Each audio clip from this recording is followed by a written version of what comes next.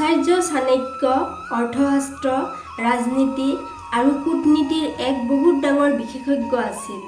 চাণক্য নীতি নিজৰ জীৱনত প্ৰয়োগ কৰি যিকোনো সফলতা পাব পাৰি। আচাৰ্য চাণক্যই দৈনন্দিন জীৱনত লগা কিছুমান নিয়ম বনাইছে, যিটো এজন সাধাৰণ নাগৰিকে পালন কৰাটো অত্যন্ত জৰুৰী।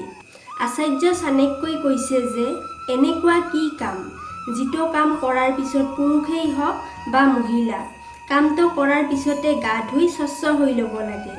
এনেকুৱা নকৰিলে আপোনাৰ জীৱনত নানা ধৰণৰ সমস্যাই দেখা দিব পাৰে, যাৰ বাবে আপোনাৰ আৰ্থিক আৰু শাৰীৰিক লোকচান হ'ব পাৰে। নিজৰ শৰীৰটো তেলেৰে মালিচ কৰে বা কোনোবাৰ শেষকৃত্যৰ পৰা আহে বা কোনো স্ত্ৰী বা পুৰুষৰ লগত সম্ভোগ কৰে বা নিজৰ চুলি কাটি আহে। এইবোৰ ক্ষেত্ৰত আপুনি অলপো সময় নষ্ট নকৰি গা ধুই ল'ব লাগে। যদি আপুনি এনেকুৱা কৰে তেন্তে আপুনি স্বচ্ছ থাকিব।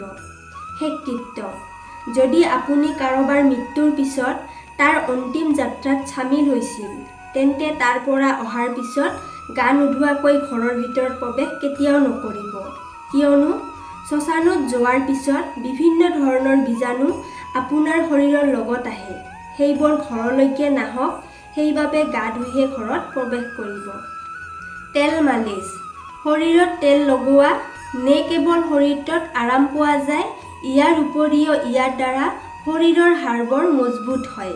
সেইকাৰণে সপ্তাহত অতি কমেও এদিন তেলেৰে মালিচ কৰক আৰু মালিচ কৰাৰ পিছত সোনকালে গাটো ধুই লওক। এনে কৰিলে শৰীৰৰ মলবোৰ আঁতৰ হৈ যাব, ফলত স্কিনটোত এটা চাইন আহি যাব।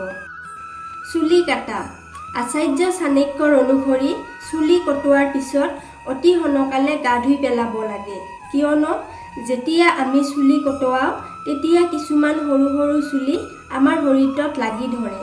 যেতিয়া আমি গা ধুই পেলাওঁ তেতিয়া সেই চুলিবোৰ আমাৰ শৰীৰৰ পৰা আঁতৰ হৈ যায়। ফ্ৰেণ্ডছ, হয়তো আপোনালোকে ভিডিঅ'টো ভালদৰে বুজি পালে। যদি আপোনালোকৰ কিবা প্ৰশ্ন থাকে তেন্তে আপুনি কমেণ্ট কৰি জনাই দিব। তেতিয়াহ'লে আপোনালোকৰ ওচৰৰ পৰা বিদায় লৈছোঁ। কাইলৈ আকৌ লগ পাম নতুন এটা ভিডিঅ'ৰ সৈতে। ধন্যবাদ।